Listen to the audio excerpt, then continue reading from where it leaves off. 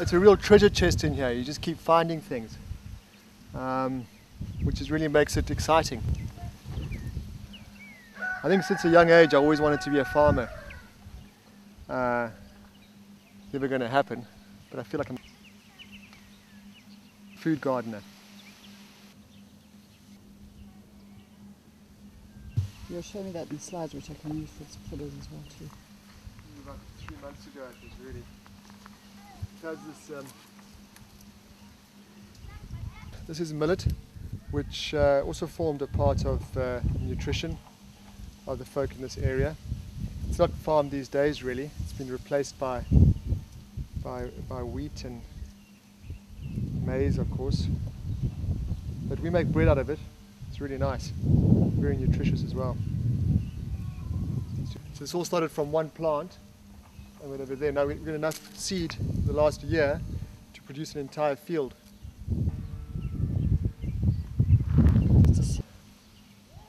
These are our 7-year beans. And, it's just constant. We're just producing beans all year round. It's constant. Here we go. Dappled light. Okay, so say what these are? Well, we've got grenadillas over here, which we make jams, which is fruit. Also nice for hedging.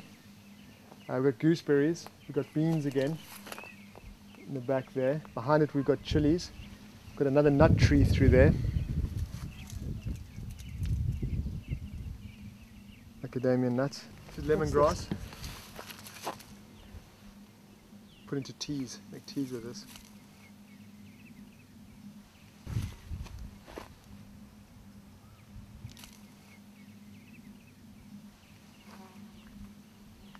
This is our compost bin, all our grass cuttings there. You eat those nasturtiums? We eat them, we eat the flowers, and we eat the little capers that grow in them. But you can see it decomposing when it goes white. Here we start getting the good stuff underneath here. It's breaking down beautifully. You wet it? It's been doing it itself. We don't have enough water, but we're with the amount of dew we're getting, it's been doing it itself.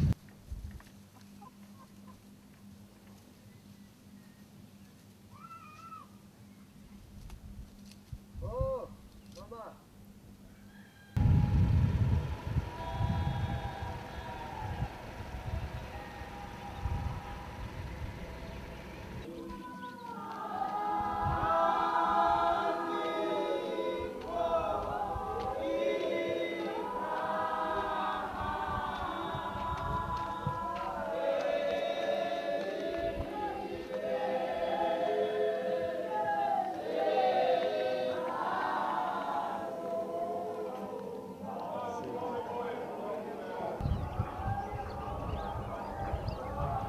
Oh, look, there's no farming happening here.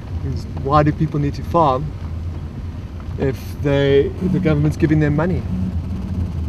And the idea was that the older people farm. The older women normally do the farming, the older men sometimes. But that's all changed now because they just wait for the month to come, and then the grant will give them money, and they'll give that to their children. They'll go and buy food, which we know is all imported food and refined food. There's nothing for them.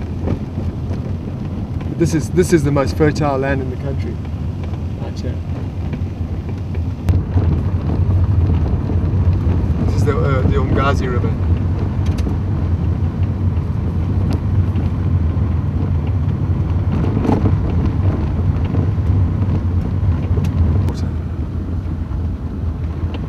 The major function of the kids now, they won't even go to school now, is just to get water. Everyone's desperate for water. So they'll travel hours every day looking for water. This water down here in this river is because it's a tidal estuary. It's got obviously salt in it.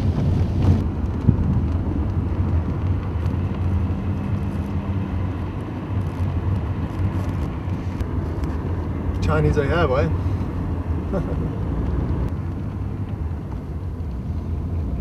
To this whole road, there's 320 potholes on it.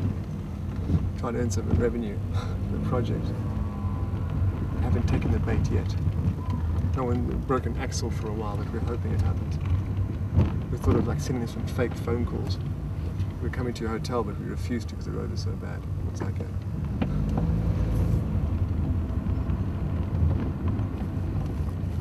Okay, you win.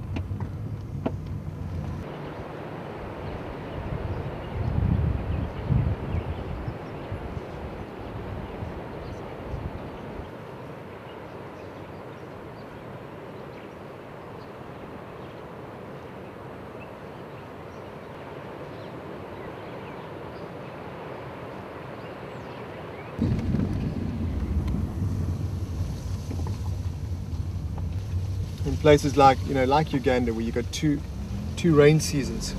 It's tropical. You've got 2 rain seasons. You've got unbelievably fertile soil.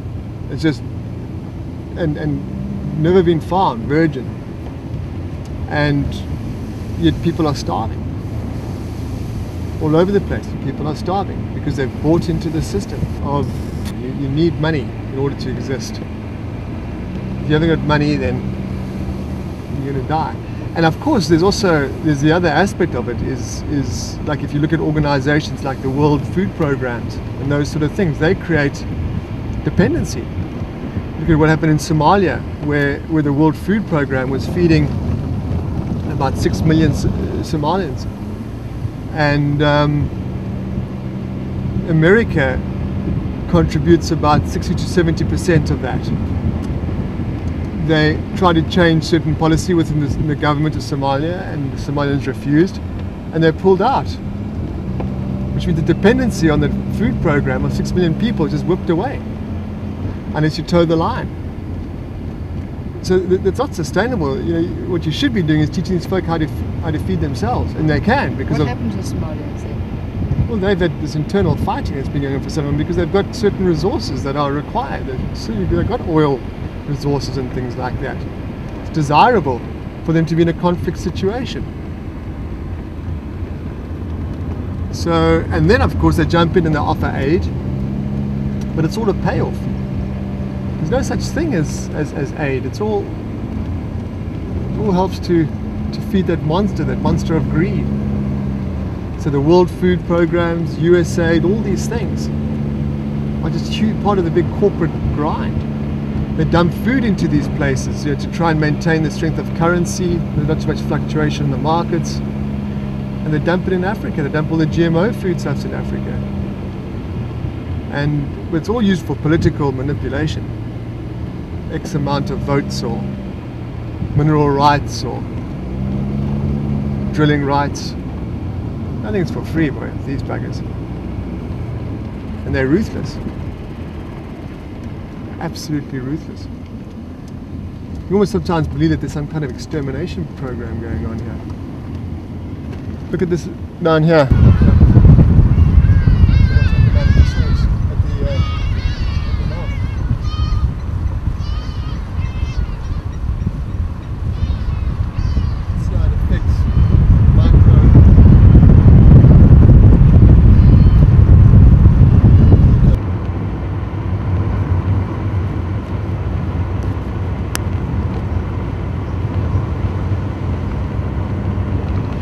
I saw these guys in Uganda where so you got these concentration camps, what they call IDP camps, which is internally displaced people, and they just became like cannon fodder for these soldiers to come in. I mean, the soldiers are all acting on behalf of the government to keep the fear up, to maintain the control, and then you've got these sort of the Dutch organizations and the Canadians who come through and they develop these things called war child programs. And they just build more camps. They just make them frilly with sign writing saying war children, but they're still keeping them away from the family structures and things like that.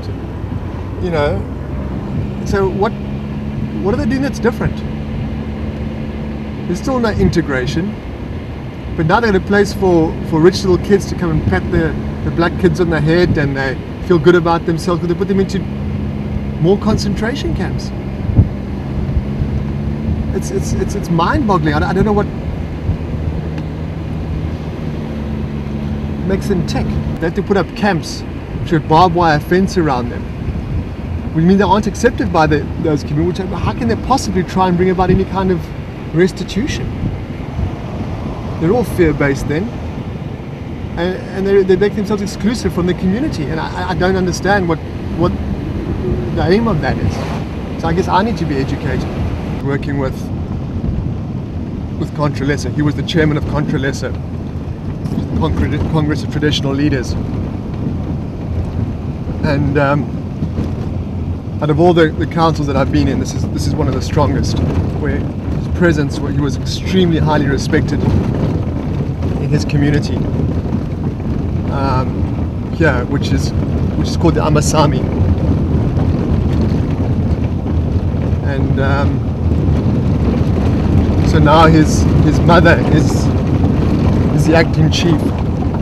Or a Middle Eastern thing, isn't it? Came down from the north. Originally, who knows, but They're not going to move.